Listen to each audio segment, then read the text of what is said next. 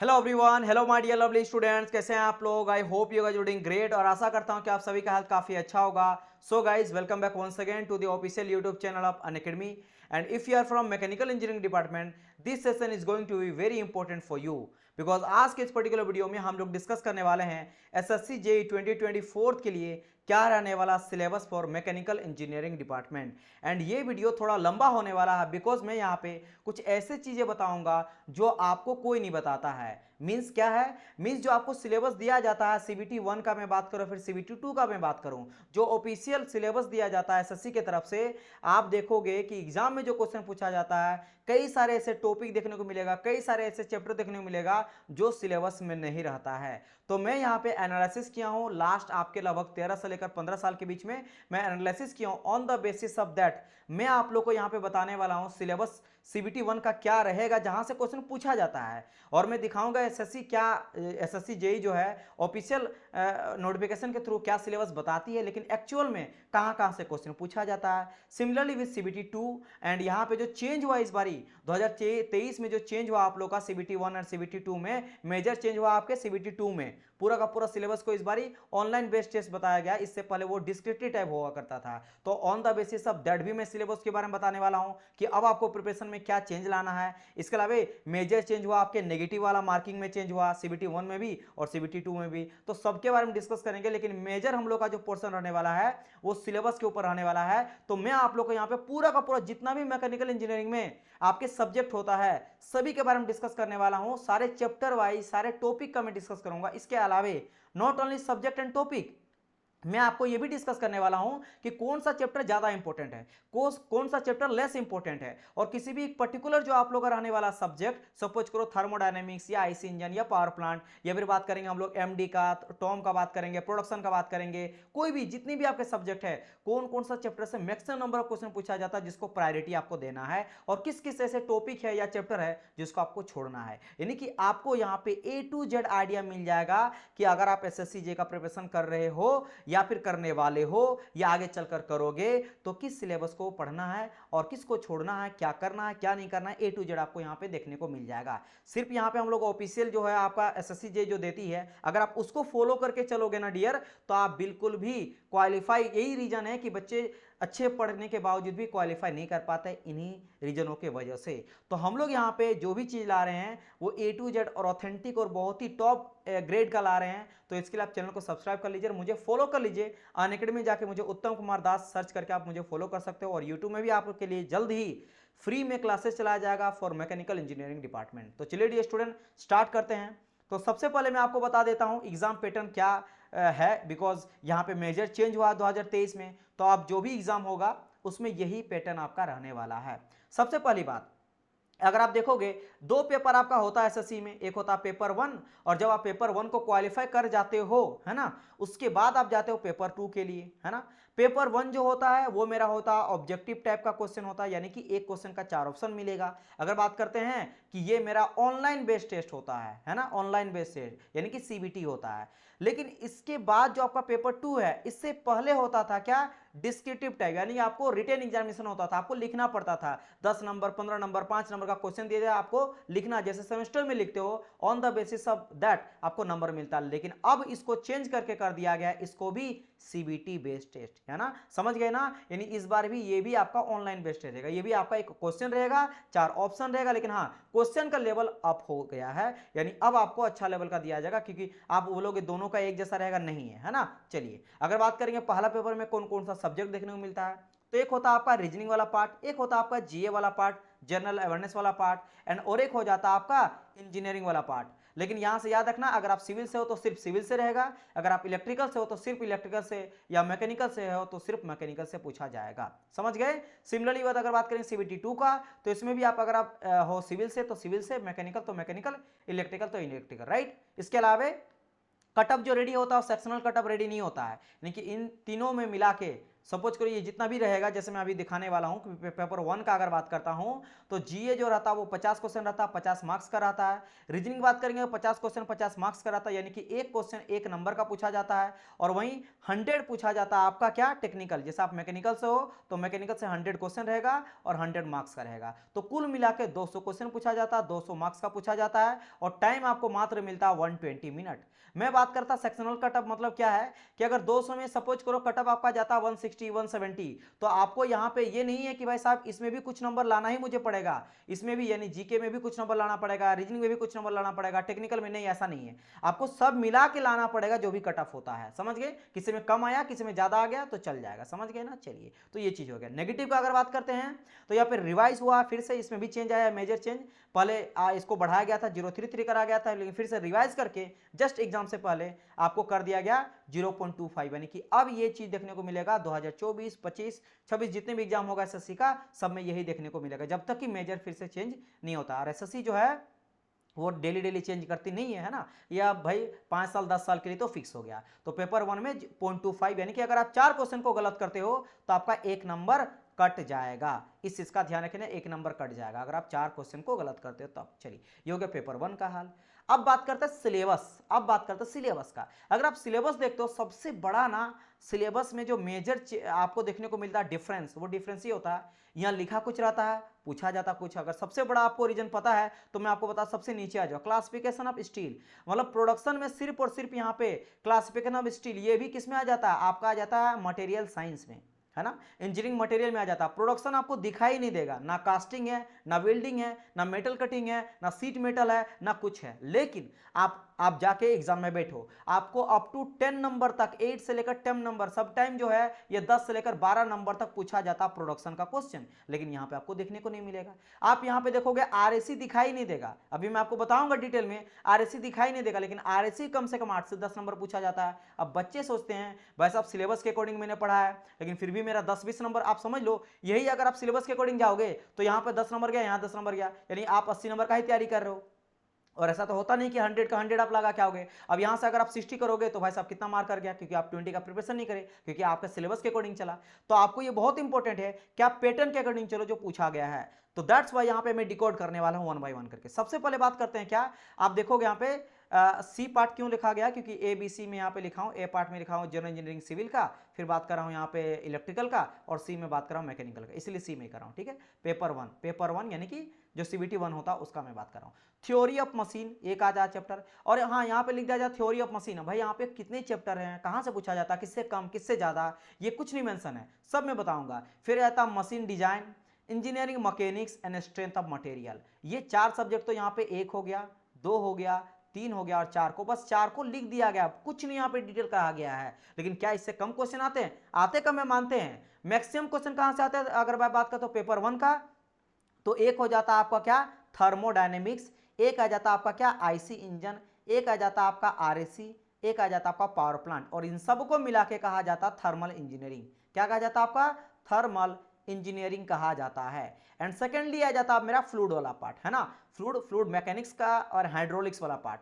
अगर आप इन दोनों सब्जेक्ट को कर लोगे ना तो समझ जाओ आपका एसएससी जेई निकल गया, क्योंकि इसमें से अगर दोनों को कर लोगे तो आपका 80 नंबर के आसपास आ जाता है, 80 प्लस नंबर आ जाएगा सिर्फ इन आपके थर्मल इंजीनियरिंग को और फ्लूइड वाला पार्ट को कर दिया। क्यों, क्योंकि अगर आप थर्मल को देखोगे तो ये आपका 10 से 12 के आसपास वेरी करता है। आईसी इंजन बात करेंगे फिर से वही बात है, कभी 8 कभी 10 कभी 12 नंबर वेरी करता है। आर से भी 8 से 10 नंबर पूछा जाता है। पावर प्लांट तो है ना अप टू ये 25 से लेकर ये 35 तक चल जाता है। और अगर सेम फ्लूइड का बात करें सेम हाल वही है, ये भी 25 से लेकर 35 तक चल जाता है। और अगर हाइड्रोलिक्स का बात करें दोनों को मिला के मैं बात कर रहा हूं, तो आप खुद देख लो 10 20 30 और 30 60 और यहाँ 70 80 85 हो गया ना, थोड़ा आगे पीछे होता लेकिन 80 85 के आसपास। यानी कि इसके अलावा जितने भी बाकी सब्जेक्ट होते हैं उन सब में, जिसमें अगर प्रोडक्शन को यहाँ ऐड कर लो तो प्रोडक्शन में और 10 नंबर ऐड कर दो तो यहाँ पे आप देख सकते हो अप टू 90 तक से जो है वो हो गया आपके इसी से। और बाकी बचा जो है, जैसे कभी कभी मशीन डिजाइन से 0 पूछा जाएगा, कभी 1 नंबर, कभी 2 नंबर,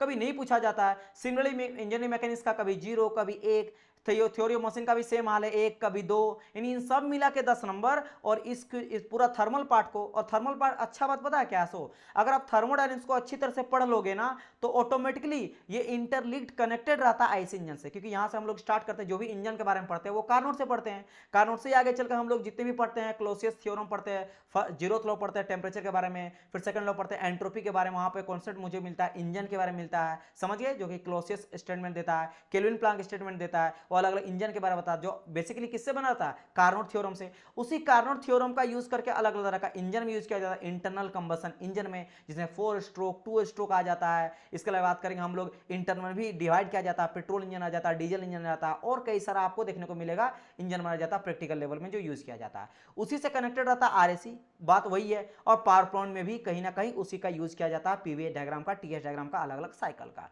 तो ये आपस में कनेक्टेड रहता है। आपको जब ऑटोमेटिकली थर्मो अच्छा से क्लियर हो जाएगा ना, आप देखोगे आईसी इंजन आसानी से पढ़ लोगे, आरएसी उससे कनेक्टेड रहेगा, ये भी क्लियर हो जाएगा, है ना। और उसी तरह पावर पॉइंट थोड़ा सा बड़ा है, लेकिन हाँ उसी से इंटरकनेक्शन है। तो थर्मल पार्ट तो यही क्लियर हो गया, यानी कि लवा लवा का 50-55 नंबर तो यही हो गया। और अगर आप फ्लूइड को अच्छा से पढ़ लिए तो हाइड्रोलिक्स हो जाएगा, जहां से आपका एससी बन गया। तो ये है मेजर सेक्शन। नाउ अब बारी आता है, सर जी मेरे पास अगर टाइम है, जैसे अभी अगर आप प्रिपरेशन करना स्टार्ट करते हो और आप 1 साल लेके चल रहे हो, जैसे सपोज करो जो फ्रेशर बच्चे हैं उसके लिए मैं बात करूं कि 1 साल आप मिनिमम लोगे, 8 से 10 महीना तो आसपास लगेगा ही लगेगा, बाकी का 2 मंथ आपके प्रैक्टिस के लिए और टेस्ट के लिए। और जो बच्चा मान लो पढ़ लिए हैं, जैसे जो बच्चे एक बार तैयारी कर चुके हैं, एग्जाम दे चुके हैं, लेकिन कुछ नंबर से नहीं हो पा रहा है ना, तो आप बाकी सब्जेक्ट में ध्यान दो, क्योंकि कहीं ना कहीं अगर आप एक्सपीरियंस हो तो आपको पता है कि थर्मल सेक्शन कितना इंपॉर्टेंट है और फ्लूइड वाला पार्ट कितना इंपॉर्टेंट है, उसके बाद प्रोडक्शन वाला पार्ट। लेकिन बाकी जो सब्जेक्ट है जिसको आप हल्के में लेके चला, उसको बारी है अच्छा करने का। लेकिन अब सर क्या पढ़े क्या नहीं पढ़े, उसके बारे में डिटेल करते हैं, डिस्कस करते हैं। तो मैं सबसे पहले यहां पे बता रहा हूं, जैसे यहां पे दिया गया थ्योरी ऑफ मशीन, बात करते हैं थ्योरी ऑफ मशीन में कहां कहां से क्वेश्चन पूछा जाता है। तो मैं यहां पे 1 बाय 1 करके बता रहा हूं। जैसे यहां से देखो, थ्योरी ऑफ मशीन को पहले हम लोग डिस्कस कर रहे हैं, कितना चैप्टर से पूछा जाता है। लगभग कुल मिला के यहां पे आपको पूछा जाता है 11 चैप्टर। क्या क्या है, सबसे पहले आपको पूछा जाता है जो भी मैकेनिज्म होता है उससे रिलेटेड, है ना। क्या पूछा जाता है आपको, मैकेनिज्म। तो जैसे मैंने कहा ना, मैं यहाँ पे टाइम लूंगा, मैं पूरा का पूरा एनालिसिस किया आप लोग के लिए, और उसके बाद यहाँ पे लाए, ताकि मैं चाहता हूं कि इस वीडियो के बाद बच्चे को कहीं भी जाना ना पड़े कि क्या पढ़ना क्या नहीं पढ़ना, और कितना कहां से कितना इंपॉर्टेंट है चैप्टर, वो भी मैं आपको बताऊंगा। तो ये हो गया पहला चैप्टर। अच्छा एक काम करता हूं, मैं यहां ना लिख के ना इस जगह पे लिखता हूं, थ्योरी ऑफ मशीन हो गया ये चीज, है ना, इसको मैं डिस्कस कर रहा हूं, यहां पे लिखता हूं, ताकि मैं पूरा का पूरा हर एक चीज को मेंशन यहां पे कर पाऊं, ताकि इजी तरीके से मैं यहां पे आप लोगों को समझा पाऊं। चलिए देखना ध्यान से, यहां पे सबसे पहला चैप्टर क्या आ गया आपका, मैकेनिज्म, है ना, mechanism and machine. Machine second अगर मैं चैप्टर का बात करता हूं तो वेलोसिटी एक्सेलरेशन वाला आ जाता है ना, वेलोसिटी एंड एक्सेलरेशन, एनालिसिस वगैरह करते हैं, अलग अलग तरह का इससे रिलेटेड हम लोग को न्यूमेरिकल देखने को मिलता है। थर्ड अगर बात करते हैं तो केम एंड फॉलोवर्स आ गया, केम एंड फॉलोवर्स आ गया, है ना, केम एंड फ्लोवर आ गया।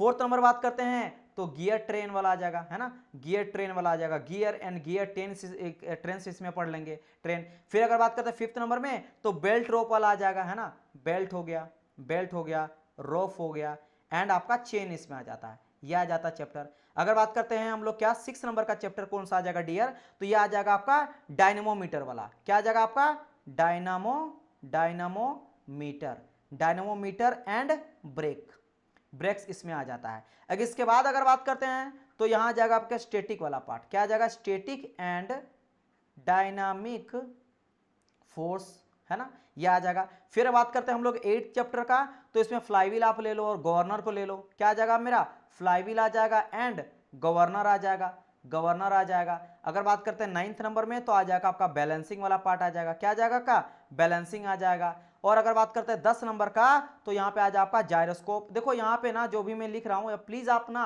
एक कॉपी लो और इसमें आज पूरा का पूरा चीज को मेंशन कर लो कि कहाँ से क्या क्या पूछा जाता है। इतना मेहनत करके कोई नहीं लाता आज के टाइम पे, जितना मैं मेहनत आप लोग के लिए किया हूँ। तो इस चीज को ध्यान रखना, इस तरह का चीजें कोई मेहनत नहीं करता हर एक चीज। चलो तो ये कुल मिला के 11 चैप्टर आ जाता। अब बात आ जाता सर ये सब पढ़ना पड़ेगा क्या अगर मैं पढ़ूं तो? देखो मैं आपको बताता हूं कुछ मेजर ऐसे 3-4 टॉपिक जहां से मैक्सिमम क्वेश्चन पूछा जाता है। जैसे अगर मैं बात करूं तो सबसे पहला चैप्टर जो विच is very very very important, पहला ये वीवीआई में बोल रहा हूं, यहाँ पे triple VI, very very very important. इसके बाद अगर मैं बात करता हूं तो आ जाता है मेरा गियर एंड गियर ट्रेन, ये second very very important chapter आप बोल सकते हो, इसको मैं वीवीआई करूंगा। इसके अलावा अगर मैं बात करता हूं तो बेल्ट रोप वाला से पूछा जाता है, इसको मैं वीवीआई करूंगा, सबसे इंपॉर्टेंट वाला चैप्टर। फिर फोर्थ वाला, फिफ्थ वाला। इसके बाद अगर मैं बात करता हूं तो फ्लाईव्हील और गवर्नर से अच्छा खासा क्वेश्चन पूछा जाता है, तो ये हो गया मेरा कुछ वीवीआई वाला, ये कुछ हो गया मेरा क्या वीवीआई वाला चैप्टर हो गया, 4 चैप्टर आ गया। इसके अलावा अगर मैं बात करता हूं ना तो ज्यादा क्वेश्चन नहीं पूछा जाता, फिर भी आप सेकेंडरी अगर चैप्टर के लिए तैयारी करना चाहते हो तो मैं कुछ बता देता हूं आप लोग को, कुछ बता देता हूं। जैसे अगर मैं बात करता हूं तो वेलोसिटी एक्सेलरेशन से पूछ देख सकते हो थोड़ा बहुत, है ना। फिर अगर मैं बात करता हूं तो एक आ जाता है आपका क्या वाइब्रेशन वाला पार्ट, देख सकते हो यहां से कुछ क्वेश्चन, बाकी से तो बहुत बारी ना ही पूछा जाता है, क्योंकि मैं जो लास्ट 15 ईयर लिया हूं, लास्ट 15 ईयर में अब अगर मैं बात करता ना कि केम एंड फ्लोवर से 7 क्वेश्चन, 7 क्वेश्चन मतलब 15 साल में 7 क्वेश्चन, मतलब कभी पूछा गया कभी नहीं पूछा गया। सेम अगर बात करते हैं ब्रेक और डायनामोट है, इसमें एक क्वेश्चन पूछा गया 15 साल में, लास्ट 15 ईयर में, समझ सकते हो, मतलब एक बारी, पता नहीं कब पूछा गया है ना। अगर बात करते हैं स्टैटिक और डायनामिक फोर्स से तो 3 बारी, 3 क्वेश्चन मात्र पूछा गया लास्ट 15 ईयर में, तो आप समझ सकते हो। अगर बात करें जायरोस्कोप से तो 2 पूछा गया है, बैलेंसिंग से 5 क्वेश्चन पूछा गया है, ठीक है, इसलिए इन सबको मैं नहीं लिया हूं। अगर बात करेंगे सर जो आपने कहा very very very important mechanics पहला चैप्टर को कितना क्वेश्चन पूछा गया, तो डियर स्टूडेंट इसमें 100 क्वेश्चन पूछा गया है, लास्ट आपके 12-13 साल जितना मैं लिया हूं, है ना, इससे पूछा गया 15 ईयर के आसपास में 1500 क्वेश्चन पूछा गया, तो समझ सकते हो पर बारी कितना क्वेश्चन पूछा जा रहा है। समझ में आ रहा है कि नहीं, आइडिया आपको लग रहा है। केम अगर बात करते हैं जैसे गियर गियर ट्रेन से, तो यहां से कितना लगभग 60 क्वेश्चन के आसपास इससे पूछा गया है। अगर बेल्ट एंड ड्रॉप बात करते हैं तो यहां पे 45-50 क्वेश्चन पूछा गया है ना। अगर बात करते हैं और मैंने कौन सा फ्लाईव्हील में कहा तो इसमें लगभग 60 क्वेश्चन पूछा गया लास्ट आपके 15 ईयर में, तो ये मेजर पोर्शन है, मतलब आप आइडिया लगा सकते हो कि हर बार 3-4 क्वेश्चन इस तरह पूछा गया है, कभी ज्यादा कभी कम है, कभी ज्यादा कमी, जैसे मैंने कहा ना थ्योरी ऑफ मशीन से कभी 2 पूछ दिया, कभी 4 पूछ दिया, है ना, कभी 0 पूछ दिया, 0 तो नहीं, इससे 2-4 5 पूछा जाता है, इस तरह से वेरी करता है, समझ गए, इस तरह से देखने को मिला। तो ये कुछ समझ गए होंगे इस चैप्टर से रिलेटेड। अब नाउ तो यहाँ पे इंपॉर्टेंट देखना, जो मैं 4 वीवीआई चैप्टर बता रहा हूँ, 4 चैप्टर को आपको कम से कम कर ही लेना फिलहाल, है ना। चलो आगे बढ़े, ये क्लियर हो गया होगा मुझे उम्मीद है। Now it's time to machine design, बात करते हैं मशीन डिजाइन का। मशीन डिजाइन से वैसे मेजर तो नहीं पूछा जाता, लेकिन हम लोग चूंकि पूरा कर रहे हैं तो मेरा बताना जरूरी है। देखो इसमें से ना एक ही चैप्टर इंपॉर्टेंट है अगर मैं बात करता हूं, क्योंकि मैंने से कहा ना कई सारा ऐसा आपको ईयर देखने को मिलेगा जिसमें इससे क्वेश्चन पूछा ही नहीं जाता है, समझ गए ना, 0-0 मैं आपको लाऊंगा, डोंट वरी। इसके बाद और एक वीडियो लाएंगे जिसमें मैकेनिकल का मैं सब्जेक्ट वाइज वेटेज बताऊंगा, लास्ट आपके 5 ईयर में सब्जेक्ट वाइज वेटेज किस सब्जेक्ट से कितना क्वेश्चन पूछा गया है। दैट्स वाई मैंने कहा ना आपको कि 3 सब्जेक्ट को पढ़ लोगे, फ्लूइड को, थर्मल को और प्रोडक्शन को, तो आपका 90 आ जाएगा, मैं बताऊंगा उसी में। लेकिन फिलहाल अभी हम लोग सिलेबस को देख लेते हैं। अगर मैं बात करता हूं मशीन डिजाइन का, तो चैप्टर सर कौन कौन सा पूछा जाता है, पहला आ जाता है आपका स्टैटिक और डायनेमिक लोड का, क्या जाता है आपका स्टैटिक एंड डायनेमिक लोड से, डायनेमिक लोडिंग, है ना, इससे या फिर लोड समझ लो। सेकंड अगर बात करते हैं तो सॉफ्ट की वाला और कपल आ जाता है ना। अगर मैं बात करता हूं यहाँ पे क्या आ जाता है कि सॉफ्ट एंड कपल या फिर कपलिंग, ठीक है।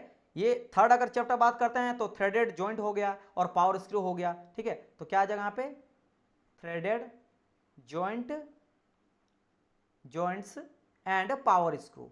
मैं अच्छे से इसलिए लिख रहा हूं ताकि आप लोग भी क्या करो, आप अच्छे से नोट डाउन कर लेना बुक में, इसलिए मैं अच्छे से साफ सुथरा मैं जितना ट्राई कर रहा हूं, क्योंकि उसमें बहुत टाइम लग जाएगा, इसलिए मैं ट्राई कर रहा हूं, ठीक है। फिर अगर बात करते हैं वेल्डेड जॉइंट और रिविटेड जॉइंट जा जाता है, इसको मैं ऐड कर सकता हूं, है ना, riveted and welded joint, welded joint से पूछा जाता क्वेश्चन है ना। और अगर बात करते हैं 5th नंबर का तो यह आ जाता है आपका बियरिंग वाला पार्ट, बियरिंग ब्लैक, अगर बात करते हैं यहाँ पे मैं लिख देता हूँ, यहाँ पे ब्रेक्स हो गया, क्लच हो गया, है ना, क्लच हो गया एंड बियरिंग से पूछा जाता है, इन सबको यहीं भी रख दिया। ये बियरिंग है लास्ट में, यहाँ अच्छे से लिख देता हूँ, है ना, बियरिंग्स। ये कुछ 5 चैप्टर है। बात करते हैं सर कौन सा मोस्ट इंपोर्टेंट चैप्टर है या सब है, डियर इसमें सिर्फ एक ही इंपॉर्टेंट है, that is called your brake, clutch and bearing, बस यही मैं बोलूंगा वीवीआई, इसके अलावे कोई चैप्टर इंपॉर्टेंट नहीं है। मैं रीजन बताऊं क्यों, समझना।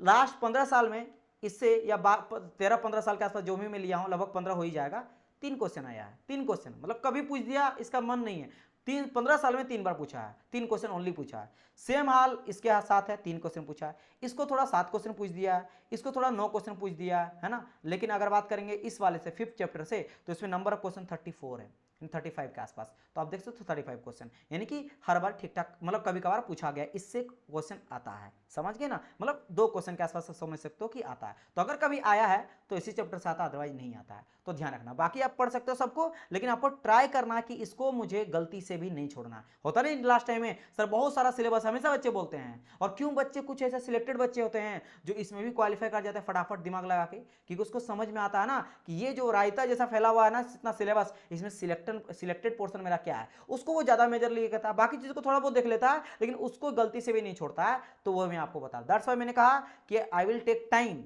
मैं थोड़ा टाइम लूंगा, बिकॉज मैं यहाँ पे अच्छी तरह से आप लोग को बताने वाला हूं। अब बात करते हैं इंजीनियरिंग मैकेनिक्स के बारे में। चलो भाई देख लेते हैं इंजीनियरिंग मैकेनिक्स में सर कितने ऐसे चैप्टर है जहां से क्वेश्चन पूछा जाता है। कुल मिला के इसमें आपका 10-11 चैप्टर आ जाता है। मैं डिस्कस आप लोगों को किए देता हूं। सबसे पहला आ जाता है फोर्स एंड फोर्स सिस्टम। पहला चैप्टर क्या आ जाता है, सबको पता है, force and force system, force system है ना, पहला तो चैप्टर हो गया। अगर मैं सेकंड चैप्टर का बात करता हूं तो मोमेंट एंड कपल, क्या आ जाता है मेरा, मोमेंट्स एंड कपल। कपल देखो सेकंड सीबीटी में ज्यादा इतना नहीं बताने का जरूरत है कि सेकंड पेपर में पूरा का पूरा हर एक सब्जेक्ट का दिया गया है ना, लेकिन फर्स्ट वाले में बहुत कम दिया गया, पूछा बहुत ज्यादा है ना। और मैंने आप पहले सीबीटी 1 को क्वालिफाई करोगे तब तो सीबीटी 2 की ओर जाओगे, समझ गए। और कहीं ना कहीं इसको अगर अच्छे से पढ़ लोगे ना तो 190% सिलेबस जो है ना दोनों का सेम रहता है ना, दोनों का सेम। अलग बस अंतर ये रहता है कि उसमें थोड़ा सा आपको ज्यादा कॉन्सेप्चुअल क्वेश्चन और न्यूमेरिकल क्वेश्चन देखने को मिलता है, और फर्स्ट वाले पेपर में ज्यादा थ्योरेटिकल क्वेश्चन देखने को मिलता है, वन लाइनर क्वेश्चन देखने को मिलता है। बात करते हैं third chapter, that is called your friction आ जाता है मेरा, है ना। अगर बात करते हैं फोर्थ का तो वही बात करते हैं सेंट्रोइड का। इसमें क्या आ जाता है मेरा, सेंट्रोइड आ जाता है, सेंटर ऑफ ग्रेविटी आ जाता है, मोमेंट ऑफ इनर्शिया आ जाता है, मोमेंट ऑफ इनर्शिया, ये तीनों चैप्टर को मैं मेंशन कर देता हूं। फिफ्थ का अगर बात करता हूं तो ट्रस और बीम वाला पार्ट आ जाता है, क्या आ जाता है, ट्रस एंड बीम आ जाता है चैप्टर। अगर मैं 6 नंबर का बात करता हूं तो इसमें क्या क्या जाता है, आ जाता है मेरा काइनेमेटिक्स का, है ना, kinetics of particle and rigid body. तो इसमें मैं कर देता हूं काइनेमेटिक्स। अगर आप लोग को, चलिए बताइए मुझे, कोई कमेंट करके बताना यहाँ पे कि क्या अंतर होता है काइनेटिक्स में और काइनेमेटिक्स में, है ना। वैसे मैं इसको जब पढ़ाऊंगा इंजीनियरिंग मैकेनिक्स तब मैं समझाऊंगा, लेकिन अभी बताना कितने बच्चे इसके बारे में बता पाएंगे। तो ये क्या आ गया, kinematics, kinetics of particle and rigid body, इसी में आ जाता है, क्या आ जाता है मेरा, रिजिड बॉडी आ जाता है। चलिए अगर 7th नंबर का बात करता हूं तो आ जाता है मेरा क्या, वर्क पावर एंड एनर्जी, क्या आ जाता है मेरा, वर्क पावर एंड एनर्जी, ये चैप्टर आ जाता है। अगर मैं बात करता हूं किसका, 8th नंबर चैप्टर, मैं यहां पे लिख देता हूं 8th नंबर का चैप्टर आ जाता, तो आपका आ जाता वर्क, है ना, आपका वर्चुअल जो वर्क होता है, virtual work and simple machine, ठीक है, सिंपल मशीन से आ जाता है ना, कई सारा क्वेश्चन आप देखने को मिलता है ना। चलिए 9th नंबर बात करते हैं तो इम्पल्स आ गया, है ना, इम्पल्स से आ गया, मोमेंट ऑफ इनर्शिया, एक सेकंड, मोमेंटम में बोलना चाह रहा था, मोमेंटम एंड कोलिजन, कोलिजन, और इसी में मैं ऐड कर देता हूं SHM, simple harmonic motion. And अगर ना, चलो इसी में मैं ऐड कर देता हूं, चलो ठीक है, और 10वां चैप्टर में बोल देता हूं प्रोजेक्टाइल मोशन, है ना, प्रोजेक्टाइल मोशन, मोशन। सर इसमें तो कई सारे चैप्टर है, हाँ भाई है। अब बात करते हैं सर इसमें कौन कौन सा इंपॉर्टेंट चैप्टर मुझे देखने को मिलता है, तो इसमें सबसे पहले आपका आ जाता है वाला फोर्स एंड फोर्स सिस्टम से हर बार क्वेश्चन देखने को मिलता, कम बट देखने को मिलता है ना। अगर देखने को मिलेगा तो इसी से देखने को मिलेगा। इसके अलावे अगर बात करा जाए तो कोई भी इतना इंपॉर्टेंट चैप्टर नहीं है। अगर सेकंड में किसी को रखना चाहूंगा तो फ्रिक्शन से, अगर कुछ कभी कभी पूछा जाता, मतलब कभी पूछा कभी नहीं पूछा, या कभी एक क्वेश्चन पूछ दिया, मतलब समझ सकते हो कि एक क्वेश्चन, मतलब इससे एक क्वेश्चन पक्का पूछेगा एक बारी, और इससे एक क्वेश्चन जरूर पूछेगा अगर पूछना तो, या इससे कभी 1 से 2 भी पूछाएगा, कभी 3 भी क्वेश्चन पूछ देता है, और यहां से 1 कभी 2 क्वेश्चन, कुल मिला के कभी अगर 3-4 क्वेश्चन पूछ दिया तो ये दोनों चैप्टर का मेजरली पूछा जाता है। कौन सा, वीवीआई में कर देता हूं, ये एक फ्रिक्शन वाला, इससे पूछा जाता है। लेकिन बाकी का हाल खराब है, क्योंकि कपल एंड मोमेंट का बात करेंगे तो अभी तक का 15 में मुझे 2 क्वेश्चन देखने को मिलेगा। सेंट्रोइड ये सब अगर बात करेंगे तो 15 साल में, मतलब कभी पूछा कभी नहीं पूछा, है ना। चलो फिर बात करते हैं हम लोग इससे, तो 10-12 क्वेश्चन इससे पूछा गया था। ट्रस एंड बीम अगर बात करते हैं तो एकदम पढ़ना ही मत, है ना, एक क्वेश्चन पूछा गया लास्ट 15 ईयर में। अच्छा अगर बात करते हैं किसका, वर्क पावर एनर्जी का, तो वर्क पावर एनर्जी से हाँ 12 क्वेश्चन के आसपास पूछा गया, समटाइम पूछा गया, समटाइम नहीं पूछा गया। अगर बात करते हैं वर्चुअल वर्क से तो बहुत गंदा हाल है, 3 क्वेश्चन। इससे ही बात करेंगे तो 3 क्वेश्चन के आसपास है, 3 से 5 क्वेश्चन। और प्रोजेक्टाइल मोशन से 6 क्वेश्चन के आसपास, 5-6 क्वेश्चन पूछा गया। जो मैं सिलेक्ट कर रहा हूं उससे कितना क्वेश्चन पूछा गया सर, वो थोड़ा बता दिए। जैसे अगर बात करते हैं इससे तो 30-35 तक क्वेश्चन पूछा गया लास्ट 15 ईयर में मैं देखा हूँ, है ना। अगर बात करते हैं किसका, फ्रिक्शन से, तो लगभग आपका 20-21 से लेकर 25 क्वेश्चन तक पूछा गया। तो यही 2 मेजर सेक्शन है, बाकी सबसे 2-3 4-5 क्वेश्चन पूछा गया 15 साल में, तो उसे आप आइडिया लग जाएगा। तो ये दोनों मेजर आपको ध्यान देना है, समझ गए ना। चलो आगे बढ़ते हैं। आगे फिर भी अगर आपको बोलूं इन दोनों चैप्टर के अलावे कौन कौन सा ध्यान देना है, तो थोड़ा आप ध्यान दे सकते हो इसमें काइनेटिक्स ऑफ पार्टिकल में ध्यान देना, एंड रिजिड बॉडी में, एंड सेकंड में बोल सकता हूं वर्क पर एनर्जी में। तो ये मैं एक ब्लैक कलर से 2 और ग्रीन, ये 2 में मेंशन करना चाहूंगा आपको। चलिए, तो ये भी हो गया क्लियर। आगे बढ़ते हैं, नेक्स्ट आ जाता है मेरा क्या, सॉम स्ट्रेंथ ऑफ मटेरियल। डिस्कस कर लेते हैं कि स्ट्रेंथ ऑफ मटेरियल से सर कितना पहले चैप्टर है जहां से मुझे क्वेश्चन देखने को मिलता है, एंड कहां से मोस्ट इंपोर्टेंट। ये तो है इंपोर्टेंट, इससे क्वेश्चन पूछा जाता है ना, मतलब क्वेश्चन पूछा जाता है, कुछ क्वेश्चन हमेशा पूछा जाता है। देखो सबसे पहले आ जाता है मेरा क्या, सिंपल स्ट्रेस, आपको पता है simple strain and elastic constant. तो आप बोल सकते हो यहाँ पे क्या, stress, strain and elastic constant, है ना। ये एक इंपॉर्टेंट चैप्टर आ जाता है, ये इंपॉर्टेंट चैप्टर आ जाता है। फिर आ जाता है प्रिंसिपल ऑफ स्ट्रेस एंड मोहर सर्किल वाला, है ना। तो क्या आ जाएंगे यहाँ पे, प्रिंसिपल स्ट्रेस स्ट्रेन एंड इसमें आ जाता है क्या मेरा, मोहर सर्कल, ठीक है। थर्ड अगर चैप्टर में बात करता हूं तो वही shear force diagram and bending moment diagram, है ना, ठीक है, एसएफडी एंड बीएमडी, इसके में आ जाता। अगर बात करते हैं हम लोग 4th नंबर का, तो यह जाता है आपका बेंडिंग स्ट्रेस एंड जो आपका शेयर स्ट्रेस देखने को मिलता है बीम में, तो बीम का यहां पे आ जाता है ना, चाहे मेरा रहेगा शेयर एंड बेंडिंग स्ट्रेस, ठीक है, ओके। 5th अगर मैं बात करता हूं तो आ जाता मेरा टॉर्सन वाला चैप्टर, है ना, टॉर्सन इन शाफ्ट देखने को मिलता है, ठीक है, ओके। फिर जाता है मेरा थिन और थिक सिलेंडर वाला, क्या जाता है मेरा, थिन एंड थिक सिलेंडर भी रहता है और स्पेयर भी देखने को मिलता है ना, ये आ गया। एंड 7th अगर बात करते हो तो थ्योरी ऑफ कॉलम वाला, है ना, ठीक है। 8th नंबर में बात करता हूं तो स्ट्रेन एनर्जी देखने को मिलता है, स्ट्रेन एनर्जी देखने को मिलता है।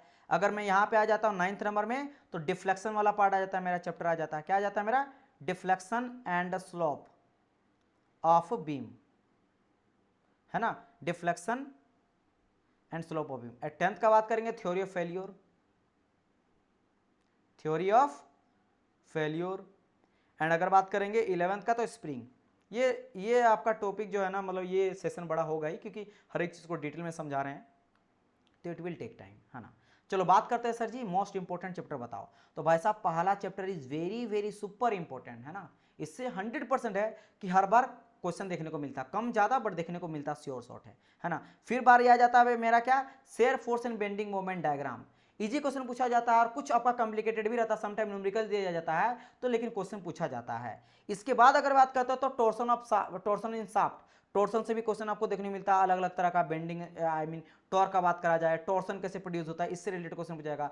थ्योरी ऑफ कॉलम से आपको देखने को मिलता है क्वेश्चन है। तो ये कुछ 3 हो गया। अगर बात करते हैं इसके अलावे, एंड आपका ये हो गया 4 चैप्टर तो हो गया, 1 हो गया, 2 हो गया, 3 हो गया, 4 हो गया, बस इन सब में आपको ध्यान देना है ना, इन सब में। बाकी ज्यादा इंपॉर्टेंट नहीं है, अगर क्वेश्चन आप जानना चाहते हो तो देख लो। जैसे आप बात करते हैं स्प्रिंग वगैरह में, तो लास्ट 15 ईयर में 5, इसमें 6, इससे 8, इससे 5, इससे अगर बात करेंगे तो 9 पूछा गया है। स्पेयर वगैरह से थिन सिलेंडर से 10 क्वेश्चन मात्र पूछा गया है। बीम में अगर बात करेंगे तो बीम स्ट्रेस वगैरह में अगर बात करा जाए तो इससे 10-15 क्वेश्चन पूछा गया है, लेकिन फिर भी इन सब के लिहाज से बहुत ही कम है।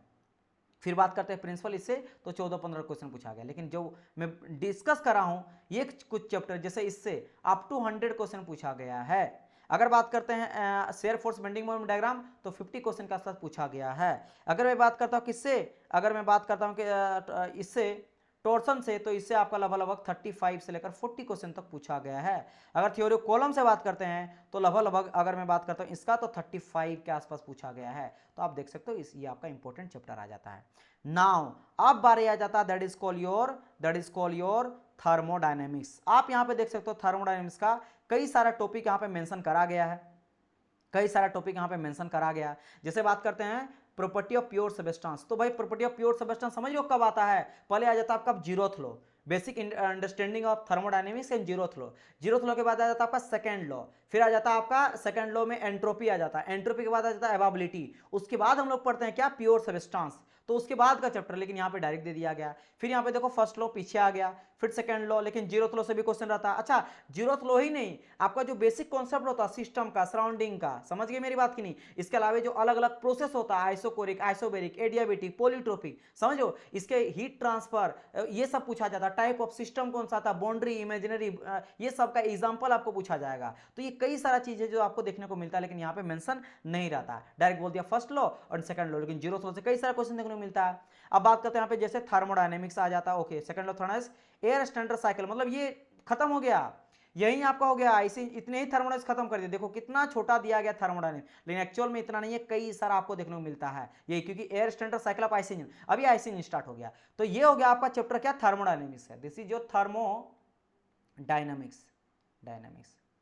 तो सर बता दिए इससे कितना चैप्टर है, थोड़ा खोल के, चलो भाई बताते हैं, इसीलिए मैं बैठा हूं यहाँ पे आप लोग के लिए। देखो सबसे पहले आपका जो पहला रहेगा वो रहेगा basic concept and zeroth law of thermodynamics, क्या आ जाएगा मेरा पहला चैप्टर, फर्स्ट चैप्टर जो आएगा basic concept and zeroth law of TD. Second chapter का अगर मैं नाम लेता हूं तो दैट इज कॉल्ड योर, क्या आ जाएगा मेरा, second law, sorry first law of TD. फिर आ जाता थर्ड चैप्टर क्या, सेकंड लॉ ऑफ थर्मोडायनेमिक्स। फिर अगर मैं फोर्थ का बात करता तो एंट्रोपी, वैसे सेकंड लॉ से एंट्रोपी आया है, लेकिन ये थोड़ा बड़ा टॉपिक तो हम लोग अलग से पढ़ते हैं। फिफ्थ में अगर बात करता हूं तो आ जाता है एवाबिलिटी वाला और इनरिवर्सिबिलिटी वाला, क्या आ जाता है मेरा, एवाबिलिटी आ जाता है ना, एंड क्या आ जाता है मेरा, इनरिवर्सिबिलिटी आ जाता है। ठीक है, समझ रहे मेरी बात की नहीं। अगर मैं 6 नंबर का बात करता हूं तो आ जाता है मेरा, ये जो स्टार्टिंग में लिखा गया था, प्रॉपर्टी ऑफ प्योर सब्सटेंस, है ना, प्योर सब्सटेंस एंड यहाँ पे मिक्सचर भी आ जाता है ना, मिक्सचर वाला पार्ट भी आ जाता है।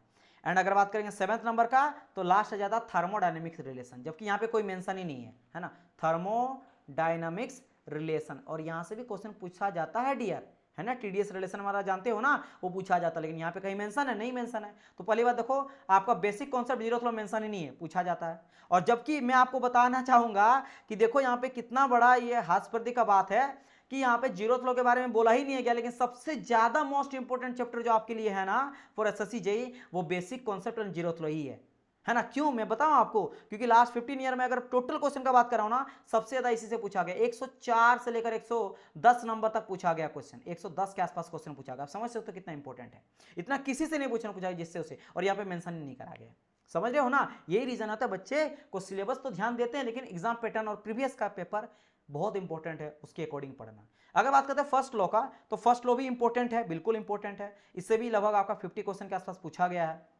तो ये भी इंपॉर्टेंट है। सेकंड लॉ का बात करते हैं तो इसमें 60 पूछा गया, मतलब कि 60 से लेकर आप 70 क्वेश्चन बोल सकते हो, यानी कि फर्स्ट लॉ से ज्यादा इंपॉर्टेंट आपका सेकंड लॉ है, ध्यान देना। और मैं यहाँ पे एंट्रोपी को नहीं ऐड कर रहा हूं, अगर एंट्रोपी को ऐड करोगे ना तो इसमें 40-45 को नंबर क्वेश्चन यहां से पूछा गया लास्ट 15 ईयर में, यानी कि अगर मैं इसको भी ऐड कर देता हूं तो सुपर इंपॉर्टेंट हो जाता है, यानी कि ये भी 100 पार हो गया। तब उस हिसाब से बेसिक कॉन्सेप्ट से ज्यादा और जीरोथ लॉ से ज्यादा इंपॉर्टेंट सेकंड लॉ, अगर एंट्रोपी को ऐड कर दे तो, लेकिन अलग अलग मैं करा हूं तो यहाँ पे यानी कि first law, second law, entropy तीनों इंपॉर्टेंट है। हाँ, एवाबिलिटी रिवर्सिबिलिटी आप छोड़ सकते हो, बिकॉज लास्ट 12-13 साल में जो मैं लिया हूं, किसी कई बार मैं 12 का लिया हूं, किसी में 13 का लिया, किसी में क्वेश्चन नहीं मिला है, लेकिन हाँ 13 साल पक्का, 13 से 15 के बीच में।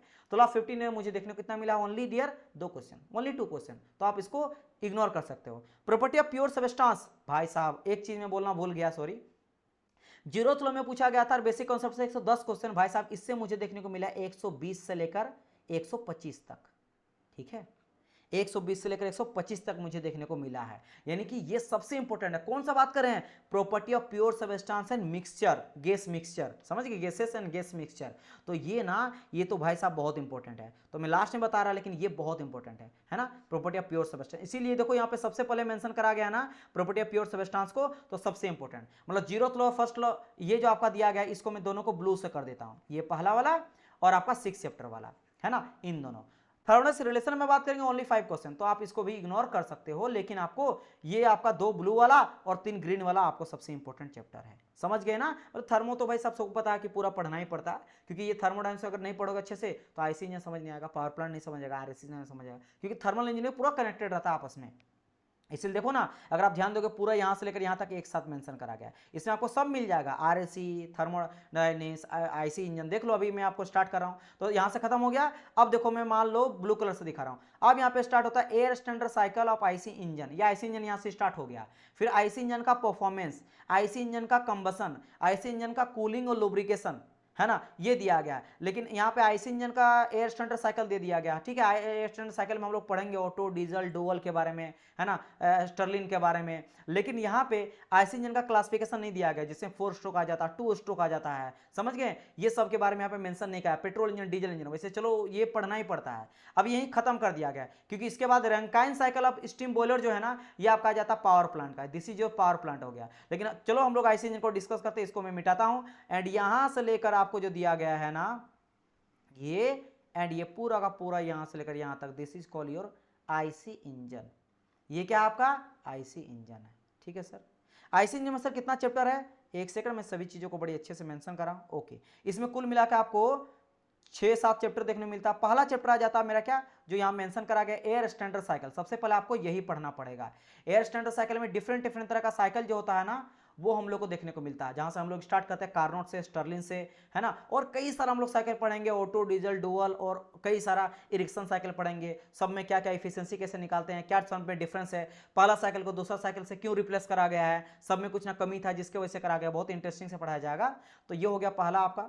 सेकंड अगर बात करा जाए तो प्रैक्टिकल साइकिल, यानी कि आईसी इंजन, एसआई इंजन, यानी कि जो आईसी इंजन होता है उसको 2 भाग में डिवाइड करा गया है, एसआई इंजन में और सीआई इंजन में। सबको पता है क्या होता है ना, सबको पता है। एसआई बोले तो स्पार्क इग्निशन इंजन, और सीआई बोले तो कंप्रेशन इग्निशन इंजन। जिसमें डीजल का यूज करते हैं उसको सीआई इंजन कहते हैं, जिसमें पेट्रोल का यूज करते हैं उसमें हम लोग एसआई इंजन कहते हैं। क्यों भाई साहब, क्योंकि अगर मैं बात करता हूं एसआई इंजन में पेट्रोल केवल हवा लिया जाता है, और पेट्रोल दोनों इनलेट थ्रू, जो इनलेट वाल्व होता है सिलेंडर के अंदर, उसमें मेरा हवा और पेट्रोल दोनों, यानी एयर प्लस पेट्रोल दोनों आता है ड्यूरिंग दी एसआई इंजन, यानी स्पार्क इग्निशन इंजन। और उसमें स्पार्क प्लग लगा रहता है, स्पार्क से पावर स्ट्रोक मिलता है, जब सक्शन के बाद कंप्रेशन के बाद पावर स्ट्रोक होता है। लेकिन इनके सब सीआई इंजन जिसमें डीजल यूज करते हैं, तो डीजल में क्या होता है, केवल हवा इनलेट में लिया जाता है। इसी के लिए हम लोग डीजल छिड़का जाता है पावर स्ट्रोक के टाइम, सक्शन होने के बाद, कंप्रेशन के बाद डीजल छिड़का जाता है, जिसके लिए यूज किया जाता है फ्यूल इंजेक्टर का। इसलिए कई बार पूछा जाता है कि भाई साहब फ्यूल इंजेक्टर कहाँ यूज करते हैं, सीआई इंजन में। और पेट्रोल इंजन में क्या यूज करते हैं, आपका स्पार्क प्लग। तो स्पार्क प्लग मेरा सीआई इंजन में नहीं होता है,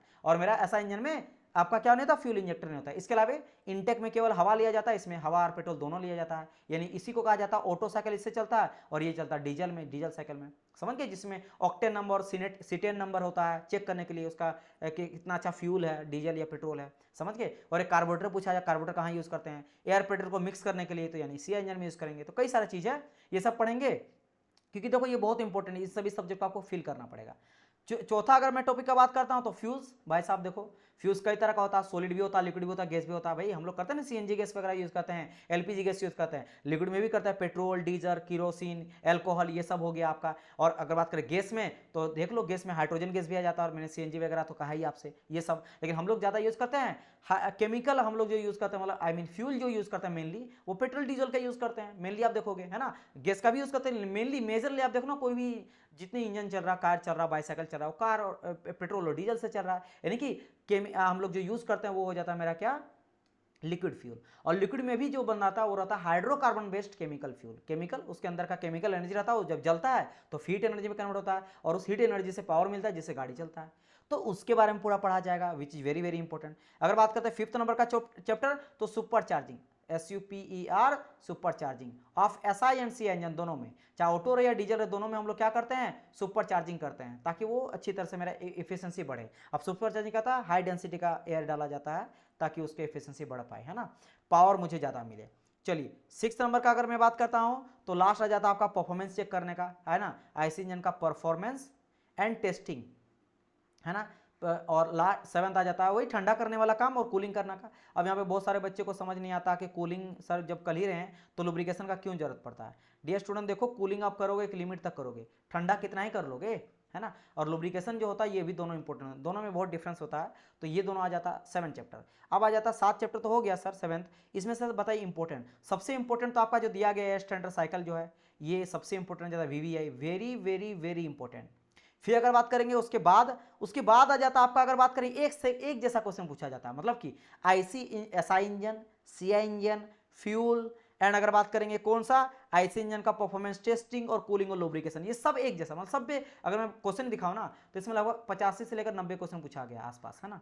लेकिन अगर बात करेंगे इन सब से तो सबसे लगभग 25-30 सबसे, है ना, 25 से लेकर या 20-25 या फिर 25-30 इस तरह क्वेश्चन पूछा गया लास्ट 20 ईयर में ना, मतलब एक दो क्वेश्चन दो क्वेश्चन के आसपास सबसे लगभग पूछा जाता है। तो 2 क्वेश्चन यहाँ से हो गया, और से आप मेजरली देख सकते हो 15 या 45, 15 चौके 60, तो 4 6 तो वही हो गया ना। यहाँ से आपका 6-7 क्वेश्चन पूछा जाएगा इस चैप्टर से, पर्टिकुलर उस चैप्टर से ही, और से 2 क्वेश्चन के आसपास, या कम ले लो तो 6 2 8 या कभी 7 2 9 या कभी यहाँ पे 8 पूछ दिया तो ऐसे 2, है ना। और इन सब से बाकी जैसे मैंने कहा सुपर चार्जिंग कभी पूछा गया कभी नहीं पूछा गया, इस तरह से आपको देखने को मिलता है। चलिए तो ये हो गया, आप समझ गए यहाँ से। ओके ओके ओके ओके, तो आईसी इंजन यहाँ पे कंप्लीट हो गया ना। अब बात करते हैं that is called your power plant का। अभी मैं आगे क्यों बढ़ रहा हूँ, अभी तो और कथा है। अब यहाँ जैसे स्टार्ट होता है Rankine cycle of system, boiler, classification, specification, fitting and accessories, air compressor, their cycles, refrigeration cycles and plant of nozzle, steam turbine. यहाँ पे ना आपको आरएससी के बारे में कहा गया है ओनली रेफ्रिजरेशन साइकिल, लेकिन आपको पूरा आरएससी भी पढ़ना पड़ता है। यहाँ मेंशन उतना नहीं करा गया है, लेकिन आपको आरएससी यहाँ पे देखने को मिलता है। अब बात करते हैं आरएससी का सिलेबस, जस्ट अ मिनट मैं उसको भी बता देता हूँ, है ना, छोटा सा टॉपिक है, आरएससी बता देता हूँ। RSC refrigeration and air conditioning, इसमें मेजर जो होता है ना, एक हो जाता है आपका क्या, वीसीआरएस, है ना, वीसीआरएस सबको पता है। एक आ जाता है मेरा वीएआरएस, 2 हो गया। एंड 3 आ जाता है आपका रेफ्रिजरेंट के बारे में, है ना, रेफ्रिजरेंट जो कूलेंट का काम करता है, जो ठंडा रखता है ना, रेफ्रिजरेंट हो गया। एंड देयर इक्विपमेंट या फिर देयर प्रॉपर्टीज, है ना, एंड देयर प्रॉपर्टीज, है ना, रेफ्रिजरेंट का प्रॉपर्टी जैसे R11 हो गया, R12 हो गया, है ना, क्लोरोफ्लोरोकार्बन हो गया, कई सारा ऐसा हो जाता है, ठीक है। 500 ग्रुप का आता है, 700 ग्रुप का आता है, रेफ्रिजरेंट का बात करते हैं जो ठंडा रखता है। एंड लास्ट आ जाता है मेरा क्या, इक्विपमेंट जो यूज करते हैं रेफ्रिजरेशन के लिए, है ना, रेफ्रिजरेटिंग इक्विपमेंट। तो ये तो इंपॉर्टेंट चैप्टर नहीं है इक्विपमेंट वाला, लेकिन मेजर में इंपॉर्टेंट बोलूंगा तो पहला वीसीआरएस सबसे इंपॉर्टेंट चैप्टर। अगर आप आरएससी को टेकल करना तो इस चैप्टर को पढ़ लो, आपका लगभग क्लियर हो गया, क्योंकि इसी से मेजरली पूछा जाता है। उसके बाद अगर कहा जाए तो रेफ्रिजरेंट और उसका प्रॉपर्टी से बड़ी क्वेश्चन पूछा जाता है। इसके लिए वीआरएस बहुत ही कम पूछा जाता है, बहुत कम, लिमिटेड, मतलब एक क्वेश्चन के आसपास हर बार पूछा जाता है, फिर कभी नहीं पूछा जाएगा। और रेफ्रिजरेंट इक्विपमेंट से तो अभी तक का मात्र 2-3 क्वेश्चन मात्र मुझे मिला है ना, लेकिन इससे 10 क्वेश्चन मिला। लेकिन अगर इन दोनों चैप्टर का बात करता हूं, है ना, वीआरएस का, तो लगभग आपको 70 क्वेश्चन के आसपास मुझे मिला है। और रेफ्रिजरेंट देयर प्रॉपर्टी से अगर बात करते हो तो 25 से लेकर 30 क्वेश्चन के आसपास मुझे मिला है। तो आप इन दोनों चैप्टर को आप इंपॉर्टेंट लेके चलना, इसको डील करना, ठीक है। ये तो आरएससी का हाल हो गया। अभी पावर प्लांट का लास्ट आ जाता है, देन आपका थर्मल पार्ट पूरा कंप्लीट हो जाएगा। तो अब बात करते हैं ये पूरा का पूरा जो मैं डिस्कस करा था यहाँ से लेकर यहाँ तक पूरा, यह आ जाता क्या, PP, power plant, which is very very important. Thermal में सबसे ज्यादा पूछा जाने वाला, मैकेनिकल में पूरा पूछा जाने वाला मेजर जो सब्जेक्ट है वेटेज वाला, वो एक पहला है पावर प्लांट और दूसरा फ्लूइड मैकेनिक्स, लगभग 25 से 30, और ये भी आपका 20 कभी 25 कभी 30, है ना। तो ये तो सबसे इंपॉर्टेंट है, तो इसके डिस्कस करते हैं। लेकिन इसमें मेजर बात करा जाए, चैप्टर ज्यादा नहीं है, चैप्टर कनेक्टेड है। जैसे एक आ जाता है मेरा क्या, power plant, steam power plant, एक पूछा जाता है आपको स्टीम पावर प्लांट से, पावर प्लांट से। सेकंड अगर बात करता हूं तो बॉयलर, भाई साहब वेरी वेरी इंपॉर्टेंट, है ना, बॉयलर गलती से भी नहीं छोड़ना आप लोग का। बॉयलर जितना टाइप्स होता है, उसकी जो भी माउंटिंग्स वगैरह हो जाता है, और जो भी एसेसरीज होता है, इससे तो भर भर के आपको कहानी जैसा देखने को मिलेगा क्वेश्चन। फिर अगर मैं बात करता हूं इंपॉर्टेंट थोड़ा, तो जैसे चलो ठीक है मैं फ्यूल ले लेता हूं, जो भी फ्यूल चलता है ना, फ्यूल एंड कंबसन करने के लिए क्या क्या यूज करते हैं हम लोग अलग अलग बॉयलर में, ये थोड़ा बहुत पूछा जाता है। फिर आ जाता है आपका टरबाइन से रिलेटेड, लेकिन उतना ज्यादा नहीं, है ना, टरबाइन हो गया। फिर आपका स्टीम नोजल भी आ जाएगा, यहाँ पे क्या आ जाएगा मेरा, नोजल आ जाएगा। फिर अगर स्टीम टरबाइन ले लिए तो गैस टरबाइन भी ले लो, है ना, गैस टरबाइन। और लास्ट में आपका not the list, air compressor, air compressor आ जाता है। ओके, डिस्कस करते हैं सबसे इंपॉर्टेंट चैप्टर। तो जैसे मैंने कहा सबसे इंपॉर्टेंट चैप्टर आ जाता है boiler mounting and accessories, very very very important chapter. तो ट्रिपल वी आई में बोल देता हूं, इसको गलती से भी नहीं छोड़ना है। सेकंड अगर मैं बात करता हूं इंपॉर्टेंट चैप्टर का, तो आ जाता है मेरा एयर कंप्रेसर। क्या आ जाता है मेरा, एयर कंप्रेसर। तो ये भी आप वी आई बोल सकते हो। इसके बाद अगर मैं बात करता हूं ना, तो चाहे मैं बात करता हूं स्टीम नोजल, इसके बाद आप रख सकते हो, तो इसको मैं किसी और से कर दे रहा हूं। इसके बाद आपको देखना है स्टीम नोजल को, है ना, एंड आपका अगर मैं बात करता हूं स्टीम पावर प्लांट को, एंड आ जाता है मेरा क्या, बस ये 2 चैप्टर सेकेंडरी है। और अगर टर्सरी में जाओगे, इसका तो सारा इंपॉर्टेंट बहुत नंबर क्वेश्चन है, तो आप, मैं ये नहीं बोलूंगा बाकी छोड़ दो, सबको करना है। टर्सरी में थर्ड में आप जिसको रख सकते हो, जैसे इसको मैं ये कराना, इसको आप बोल सकते हो वीवीआई, इसको ट्रिपल वी आई, इसको वीवीआई कर देना, वीवीआई VVA, मतलब ये इंपॉर्टेंट है, छोड़ना नहीं है मैं बोल रहा हूँ, लेकिन सबसे प्रायोरिटी जैसे देखो कम टाइम जब होता है ना, या रिवीजन करोगे सबसे पहले ये दोनों को देना, ब्लैक वाले को, फिर ये ब्लू वाले को, और लास्ट आएगा ग्रीन वाला। जैसे मैं 2 चैप्टर आपको बोलना चाहूंगा, जैसे सबसे पहला आ जाएगा स्टीम टरबाइन आ जाएगा, है ना, एंड देन आ जाएगा क्या मेरा, स्टीम टरबाइन के बाद आ जाएगा गैस टरबाइन आ जाएगा, ये दोनों, है ना। तो ये बोल सकते हो कि इंपॉर्टेंट है, ये क्या है मेरा इंपॉर्टेंट वाला आ जाएगा ये चीज़, है ना। फ्यूल कंबसन से बहुत कम क्वेश्चन पूछा गया है, यही एक चैप्टर है जो थोड़ा सा इन सब में ना हल्का पड़ जाता है, क्योंकि अब मैं मात्र यहाँ से 4-5 क्वेश्चन देख पाया हूँ मात्र ओनली, है ना। लेकिन बात करते हैं सर ब्लैक वाला जो मैंने कहा इस सबसे कितना क्वेश्चन मिला है, इसे डियर स्टूडेंट 110 प्लस क्वेश्चन मुझे देखने को मिला है ना। एयर कंप्रेसर से कितना मिला सर, 40 के आसपास मुझे क्वेश्चन देखने को मिला, 40 प्लस। अगर सर बात करते हैं इन सब से ब्लू वाला से, इससे सर कितना मिला है सर, तो ये अगर बात करें जैसे स्टीम पावर प्लांट से, तो लगभग डियर स्टूडेंट ये 30 के आसपास मुझे क्वेश्चन देखने को मिला है ना। सेम विथ गैस टरबाइन, अगर नोजल का बात करता हूँ तो सेम हाल है, इसमें मुझे 25 से लेकर 30 क्वेश्चन देखने को मिलेगा। और बाकी जो मैं ग्रीन से दिखाया हूँ इस सब से आपका 15-15, 10-15, 10-15, 12-15 इस सब देखने मिला। तो ये मैं आपको यहाँ बता दिया पावर प्लांट का, पावर पॉइंट में बोल रहा हूँ, ठीक है। यहां से हो जाता है आपका मेजर सेक्शन खत्म, पूरा डिजाइन वाला पार्ट बोल दिए, है ना, पूरा डिजाइन वाला पार्ट हो गया, पूरा थर्मल वाला पार्ट हो गया। Now it's time to take forward, आगे जाना मुझे, और we are going to start our fluid वाला पार्ट, यानी कि फ्लूइड मैकेनिक्स का बात करते हैं, हाइड्रोलिक्स का बात करते हैं। तो देखो property and classification of fluid, fluid statics, measurement of fluid, है ना, pressure, measurement of fluid pressure, fluid kinematics हो गया, डायनेमिक्स हो गया, है ना, मेजरमेंट ऑफ फ्लो रेट हो गया, बेसिक प्रिंसिपल हो गया। इसके बाद हाइड्रोलिक वाला पार्ट स्टार्ट होता है, जहां से हो जाता है hydraulic turbines and centrifugal pump, बस ये चीज। तो ये दोनों हाइड्रोलिक वाला पार्ट हो गया, और बाकी सबका सब जो पार्ट देखने को मिला ये मुझे, that is called your fluid mechanics वाला पार्ट। तो चलो डिस्कस कर लेते हैं, पहले हम लोग डिस्कस करते हैं फ्लूइड मैकेनिक्स वाला पार्ट, ठीक है। ठीक है, तो पहले हम लोग किसके डिस्कस करेंगे डियर स्टूडेंट, यहां से लेकर यहां तक जो डिस्कस करेंगे फ्लूइड मैकेनिक एफएम का बात, which is most highest weightage in mechanical engineering. चलो इससे मैं आपको बताना चाहूंगा, एक सेकंड जस्ट अ मिनट, तो डिस्कस कर लेते हैं। इसमें अच्छा खासा चैप्टर भी है और कई सारा इंपॉर्टेंट देखने को मिलेगा। जैसे सबसे पहले बात करते हैं which is very very important, पहला ही property of fluid, property of fluid भर भर के क्वेश्चन देखने को मिलता है ना, ये चीज। सेकंड आ जाता है मेरा क्या, जो प्रेशर मेजरमेंट वाला आ जाता है ना, प्रेशर एंड इट्स मेजरमेंट, जिसमें सब हम लोग प्रेशर मेजरमेंट का जितनी भी टाइप का इंस्ट्रूमेंट होता है, चाहे मैनोमीटर का बात करें, अलग अलग तरह, डिफरेंशियल मैनोमीटर रहे या पीजोमीटर रहे या वेंचुरीमीटर रहे, समझ गए नहीं, ये सब इसमें हम लोग देखने को मिलता है ना। चलो ये हो गया। फिर आ जाता है मेरा थर्ड नंबर में क्या, हाइड्रोस्टेटिक फोर्स वगैरह, है ना, हाइड्रोस्टेटिक फोर्स, है ना, हाइड्रोस्टेटिक फोर्स के बारे में इसमें पढ़ते हैं ऑन सरफेसेस। एंड देन आपका चौथा नंबर में इंपॉर्टेंट है बायोंसी एंड फ्लोटेशन, है ना, बायोंसी एंड फ्लोटेशन वाला आ जाएगा, जिसमें हम लोग देखने को मिलता है सेंटर ऑफ ग्रेविटी, है ना, बोयंसी क्या हो जाता है, आर्किमिडीज प्रिंसिपल क्या हो जाता है, इसमें हम लोग देखते हैं कब मेरा न्यूट्रल होता है, कब मेरा स्टेबल होता है, अनस्टेबल होता है, फ्लोटिंग के लिए, है ना, सबमर्ज के लिए, अलग अलग कंडीशन के बारे में डिस्कस करते हैं। इसमें आप मेटा सेंटर आ जाता है, मेटा सेंट्रिक हाइट आ जाता है, इन सब के बारे में डिस्कस करते हैं। फिफ्थ अगर मैं चैप्टर बात करता हूँ तो अब और इंपॉर्टेंट चैप्टर आ जाता है इसके बाद भी, है ना, दैट इज कॉल्ड, एक आ जाता है काइनेमेटिक और फिर डायनेमिक्स। तो फ्लूइड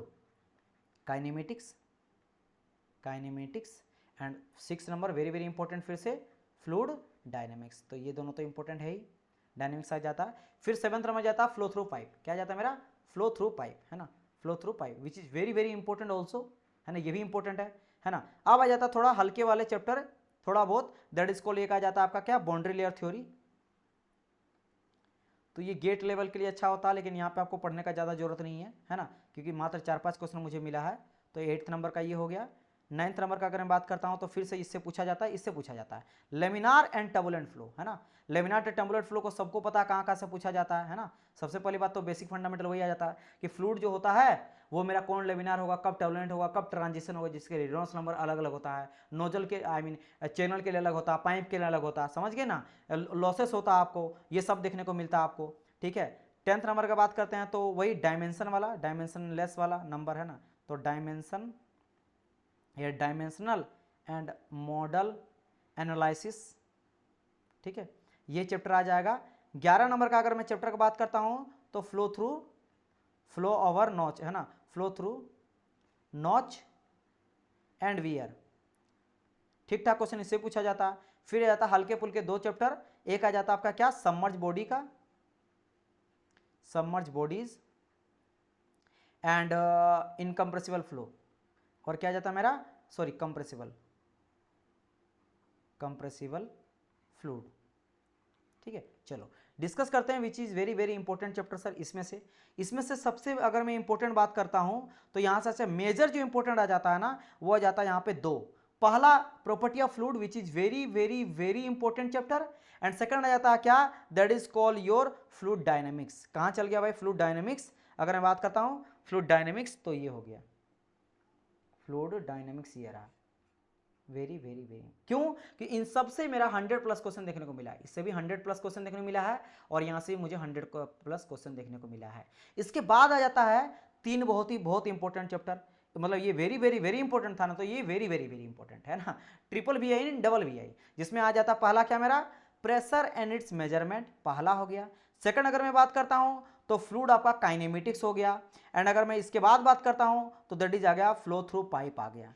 फ्लो थ्रू क्या आ गया, पाइप आ गया। ये आपका सेकेंडरी वाला बोल सकते हो, that is called VVI, that is called VVI। क्यों? इन सबसे आपका 50-60 जैसे बात करें फ्लो थ्रू पाइप से तो कितना क्वेश्चन मुझे देखने मिला है, 50+ क्वेश्चन देखने मिला है। अगर बात करें काइनेमेटिक्स से तो 50+, और बात करें प्रेशर से तो 60+, है ना, तो ये इसीलिए इसको मैं रखा हूं। इसके बाद भी आपको चैप्टर पढ़ना है इससे, जैसे मैंने कहा ना, ये इस आपके सब्जेक्ट को हल्के में नहीं लेना है।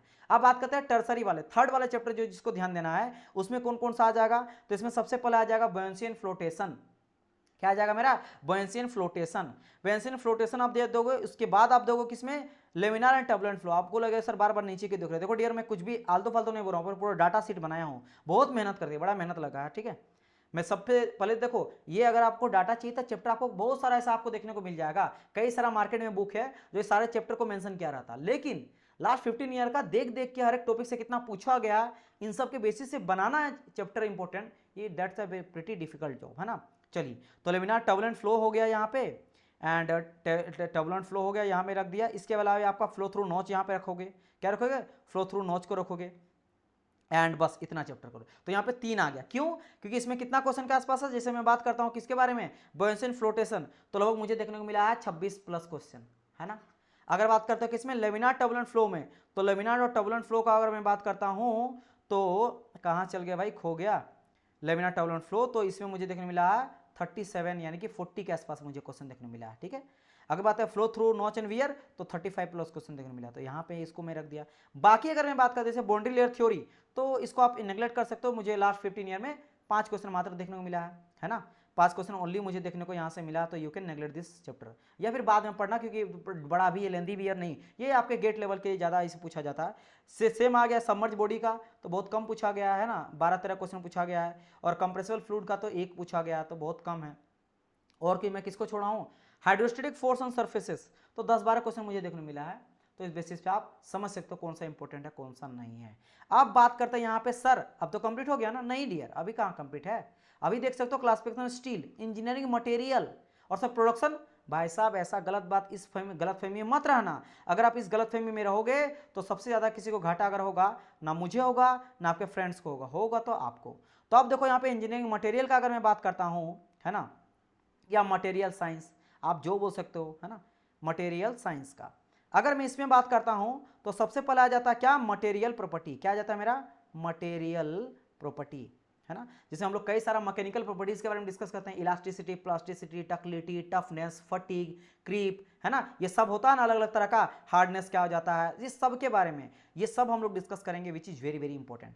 सेकंड चैप्टर जो आ जाता है वो जाता है, एक सेकंड में इसी में ऐड कर दूं, मैकेनिकल प्रॉपर्टीज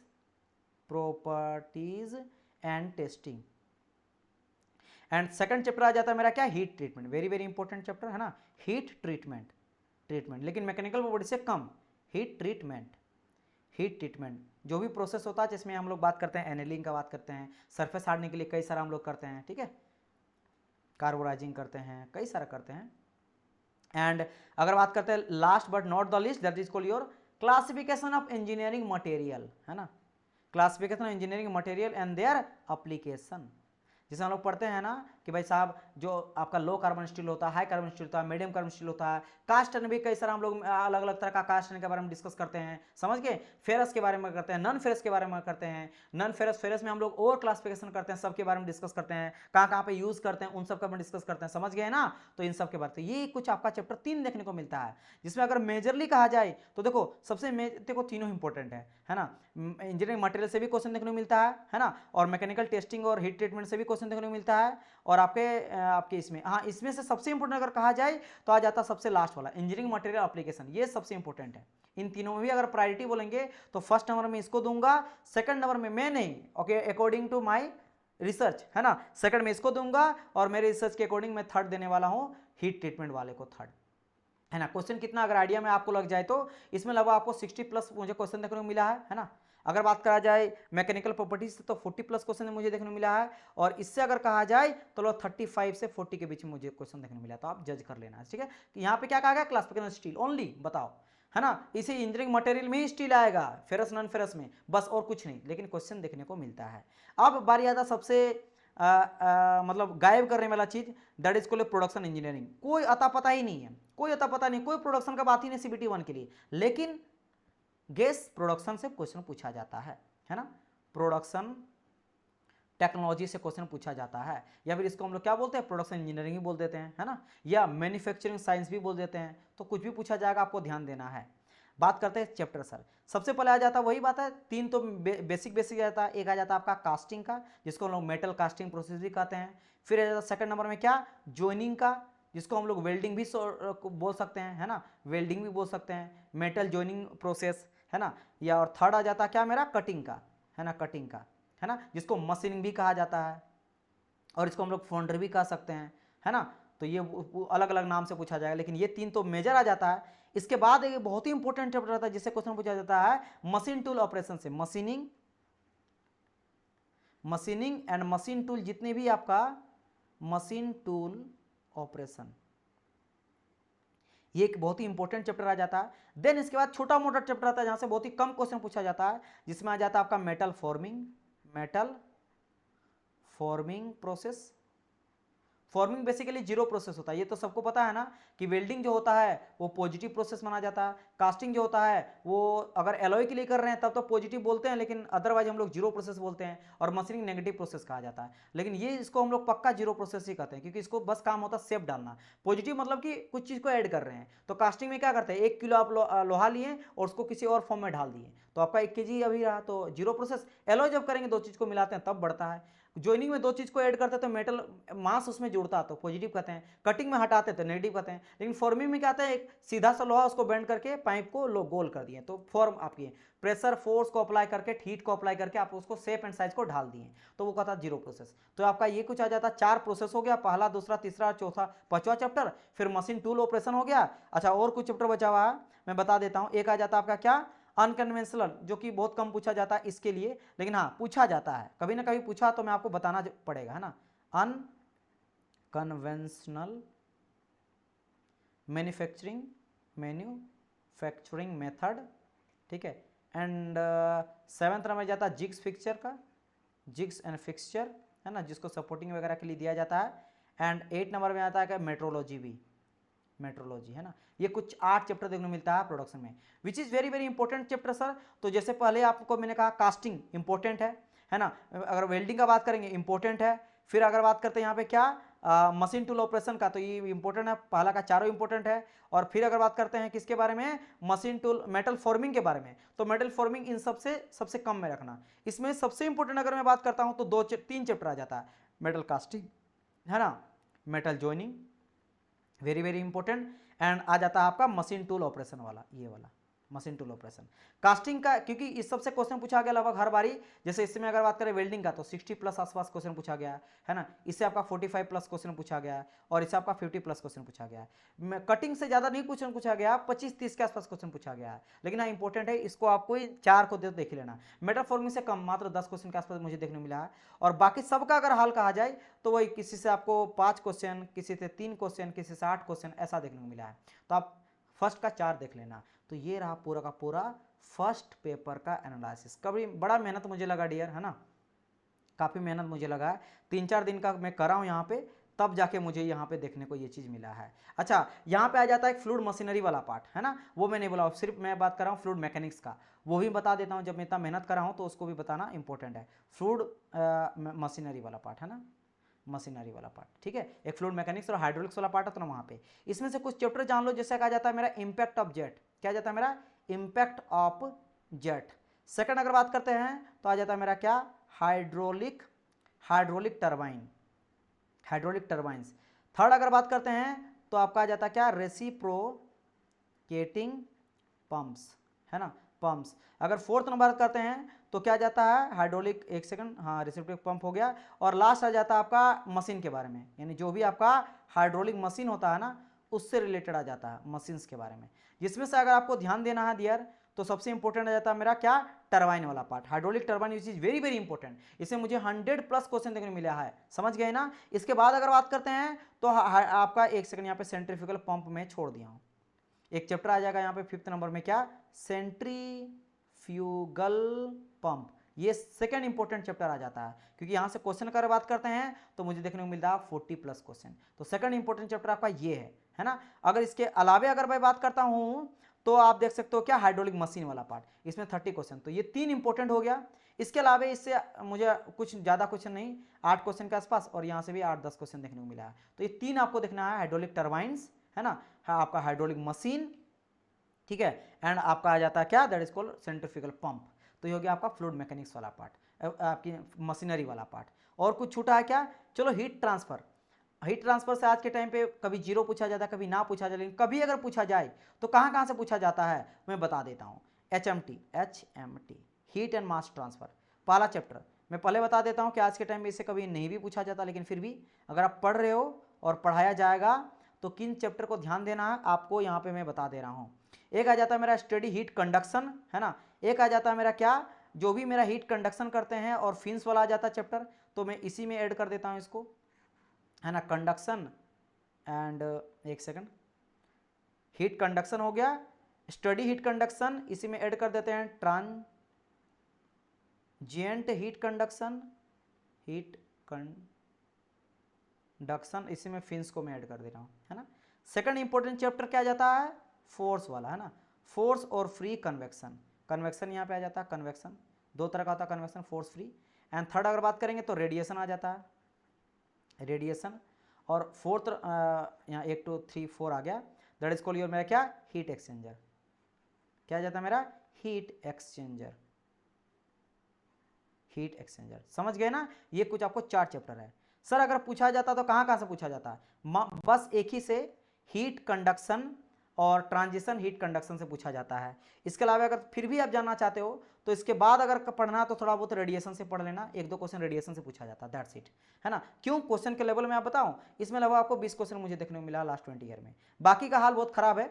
जैसे अगर बात करते हैं फोर्स एंड फ्री कन्वेक्शन का, है ना, फोर्स एंड फ्री कन्वेक्शन था तो मुझे 5 क्वेश्चन देखने को मिला है, इससे भी आपको 8 क्वेश्चन देखने को मिला है, और यहाँ से 3 क्वेश्चन, तो ये सबको आप तो एक मैंने कहा ना 8 से 10 क्वेश्चन देखने को मिला है यहाँ से।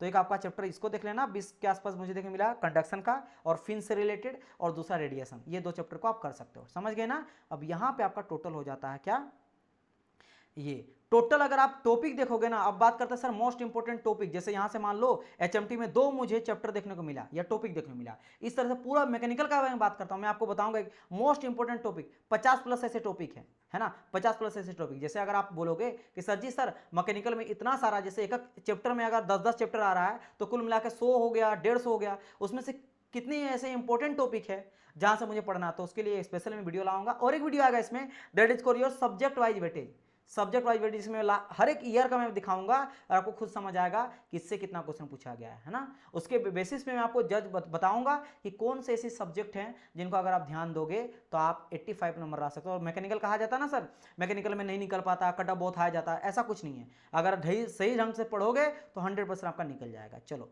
ये हो गया पेपर 1 का। अब बात करते हैं पेपर 2 का। पेपर 2 में आपको पता है अगर आप जैसे मैकेनिकल से हो तो 2200 क्वेश्चन आपको देखने को मिलता है, 300 मार्क्स का एक क्वेश्चन जो रहता है वो 3 मार्क्स का देखने को मिलता है, 2 घंटा आपको टाइम मिलता है, यानी कि आपको देखने मिलेगा कितना 120 मिनट, और रहेगा 100 क्वेश्चन।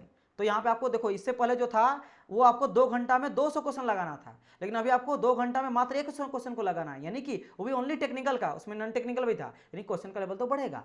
और लेकिन हाँ, नेगेटिव मार्किंग का कहा जाए तो एक रहने वाला है, और एक क्वेश्चन का आपको कितना मिलेगा, 3 मार्क्स मिलेगा, है ना। और कटेगा कितना, एक कटेगा, गलत करते तो एक कट जाएगा, समझ गए ना। ओके, अब बात करते हैं इसका, अगर आप देखोगे पेपर तो देख सकते हो डिजाइन वाला पार्ट दिया गया है, जिसमें 4 सब्जेक्ट आ जाते हैं, एक तरह बोल सकते हो, theory machine and machine design, engineering mechanics and strength of material. फिर आ जाता है पे थर्मल इंजीनियरिंग का पार्ट, जिसमें आ जाता है मेरा पूरा का पूरा थर्मोडाइनस वाला पार्ट, ये पूरा का पूरा यहाँ से लेकर ये पूरा थर्मोडाइनस का पार्ट अभी चल रहा है ना। ये हाँ खत्म हो गया आपका। इसके बाद यहाँ से स्टार्ट हो जाता है मेरा क्या, आईसी इंजन वाला पार्ट, तो ये आपका पूरा आईसी इंजन हो गया। आईसी इंजन के बाद यहाँ से स्टार्ट हो जाता है मेरा क्या, पावर प्लांट हो जाता है, ये बेसिकली मेरा पावर प्लांट है। ये मेरा था आईसी इंजन था, ये पूरा का पूरा मेरा थर्मोडायनेमिक्स था, ठीक है, थर्मोडायनेमिक्स था, ये हो गया। एंड बस यही चीज़ है, यहाँ पे आरएससी मिसिंग है, लेकिन आरएससी जैसे मैंने कहा ना नहीं पूछा जाए लेकिन रहता है। फिर यहाँ पे आ जाता है मेरा फ्लूइड वाला पार्ट, तो पूरा का पूरा फ्लूइड देख सकते हो। एंड लास्ट में हाइड्रोलिक वाला पार्ट भी है यहाँ पे, है ना, हाइड्रोलिक वाला पार्ट भी है। लास्ट यहाँ पे आ जाता है आपका प्रोडक्शन वाला पार्ट, जिसमें फिर से वही बात है, लिख दिया क्लासिफिकेशन स्टील, लेकिन ध्यान से देखो स्टील बोला गया है, लेकिन ध्यान से देखो आपका वेल्डिंग पूरा पूरा है ना, ये आर्क वेल्डिंग है, गैस वेल्डिंग है, रेजिस्टेंस वेल्डिंग है, स्पेशल वेल्डिंग है, तो आपको प्रोडक्शन लिखना चाहिए था ना, क्लास में स्टील बोला गया। स्टील में ओनली क्या पूछा गया, mild steel, alloy steel, heat treatment steel, ये सब। और यहाँ से देखो वेल्डिंग स्टार्ट हो गया, वेल्डिंग टीआईजी एमआईजी गया, फिर ब्रेजिंग सोल्डरिंग वेल्डिंग डिफेक्ट हो गया खत्म। अब यहाँ पे स्टार्ट हो जाता है आपका कास्टिंग वाला पार्ट, कहाँ से स्टार्ट हो, यहाँ से फाउंड्री से, फोर्डियन कास्टिंग, तो पूरा कास्टिंग जा रहा, कास्टिंग जा रहा, कास्टिंग जा रहा, ओके। फोर्जिंग यहाँ से, अच्छा यहाँ से फोर्जिंग स्टार्ट हो गया, है ना, फोर्जिंग, एक्सट्रूजन, फिर यहाँ पे मेटल कटिंग यानी कटिंग वाला पोर्शन स्टार्ट हो गया, कटिंग जा रहा, लेथ मशीन वगैरह पूरा चल गया। हाँ ये तो यह 3 चीज़ देखने को मिलेगा, कास्टिंग भी देखने को मुझे मिला, है ना, यहाँ पे मुझे मेटल कटिंग भी देखने को मिला, वेल्डिंग मुझे देखने को मिलेगा, इंजीनियरिंग मटेरियल भी इसी में ऐड है, तो सब कुछ आपको देखने को मिल रहा है। तो अब टॉपिक तो यहाँ पे मेंशन करा ही गया है ना, ये करा ही गया है, तो सभी की इसमें तो अच्छा बात है कि मेंस में थोड़ा अच्छे से आपको मेंशन करा गया है टॉपिक, है ना। देख सकते हो पीवीटीएस डायग्राम ऑफ प्योर सबस्टेंस, है ना, लाइक इसका इंट्रोडक्शन ऑफ स्ट्रीम टेबल, ये सब दिया गया। फर्स्ट लॉ में क्या भाई, तो डेफिनेशन स्टोर्ड एनर्जी का, इंटरनल एनर्जी के बारे में, first law non flow energy के बारे में, है ना, इक्वेशन जानना है, एंथैल्पी क्या हो जाता है, स्टडी फ्लो एनर्जी इक्वेशन क्या हो जाता है, इक्वेशन क्या हो जाता है। सेकंड लॉ में आप देख सकते हो सिंक क्या हो जाता है, सोर्स क्या हो जाता है, हीट पंप क्या होता है, हीट इंजन क्या हो जाता है, रेफ्रिजरेटर क्या हो जाता है, thermal efficiency of heat engine, है ना, Kelvin Planck Clausius statement second law का, एब्सोल्यूट जो टेम्परेचर होता है वो क्यों हम लोग लेते हैं, ठीक है, क्लोसियस इंटीग्रल क्या हो जाता है, एंट्रोपी, एंट्रोपी का कैलकुलेशन, आइडियल गैस और कार्नोट साइकिल, इफिशिएंसी कैसे निकालते हैं, PM1 होता है, PMM1 perpetual motion machine first kind और सेकंड काइंड, ठीक है। फिर आईसी इंजन का बात करेगा, ऑटो साइकिल का, डीजल नहीं है क्या, हाँ auto cycle diesel cycle, auto का पीवी यानी कि प्रेशर वॉल्यूम का डायग्राम, टेम्परेचर एंथैल्पी का डायग्राम, ठीक है, ये हो गया। थर्मल एफिशिएंसी, आईसी इंजन का परफॉर्मेंस हो गया, आईसी इंजन का कंबसन कैसे होता है, आईसी इंजन का कूलिंग हो गया, आईसी इंजन का लुब्रिकेशन हो गया। यहाँ कई सारा चीज़ नहीं मिसिंग है, जैसे कार्बोरेटर वगैरह, है ना, इसकी सब पढ़ना पड़ता है, नहीं दिया गया है। सेम यहाँ पे आ जाता है रैंकाइन साइकिल, तो रैंकाइन साइकिल सिस्टम यानी पावर प्लांट से रैंकाइन साइकिल का दिया गया, PVTS, HS मतलब एंथैल्पी एंड आपका एंट्रोपी का डायग्राम, वेरी वेरी इंपॉर्टेंट हो जाता है ये चीज़, है ना, इसी से हम लोग सारा कैलकुलेशन निकालते हैं आपके पावर प्लांट में। फिर यहाँ पे Rankine cycle efficiency without pump and with pump, boiler के बारे में पूरा पूरा यहाँ दिया गया, एसेसरीज रहे, टाइप ऑफ बॉयलर रहे, फिर एयर कंप्रेसर हो गया, है ना, यहाँ पे नोजल हो गया, स्टीम टरबाइन हो गया, रेफ्रिजरेशन प्लांट हो गया, थोड़ा बहुत मिक्स, थोड़ा बहुत आरएससी का यहाँ मिक्स करा गया टच, तो आरएससी पढ़ना पड़ेगा। तो ये सभी चीज़ें, और जैसे मैंने वहाँ पे कहा लगभग वो चीज़ को यहाँ भी फॉलो करता है, बस लेवल हाई हो जाता है, और थोड़ा सा वहाँ जो कॉन्सेप्चुअल कुछ हम पूछा जाता है SSC JEE फर्स्ट में, सेकंड में आपको थोड़ा सा ज़्यादा आपको देखने को मिलेगा न्यूमेरिकल टाइप भी थोड़ा बहुत, है ना। चलो ये चीज़ है, तो उम्मीद करता हूँ समझ गए। अब यहाँ पे अगर आप लोग अभी जाना चाहते हो, SSC JEE को परचेस करना चाहते हो, SSC JEE टारगेट करते हो SSC JEE 2024 को, तो अगर आप 14 अक्टूबर से पहले परचेस करते हो बैच को, तो आपको यहाँ पे मिलता है फ्लैट 20% ऑफ। और ये कब मिलेगा, जब मेरा कोड आप यूज़ करोगे उत्तम 5, है ना, ये उत्तम 5 कोड को यूज़ करना ना भूले, बिकॉज यहाँ पे मेरा टारगेट ये मैं सोचा हूँ कि आप लोग को मैं लास्ट 20 ईयर का सारा पेपर करवाऊँ, जैसे SSC JEE का लास्ट 20 ईयर का क्वेश्चन सॉल्यूशन, है ना, RRB JEE का लास्ट क्वेश्चन सॉल्यूशन 20 ईयर का।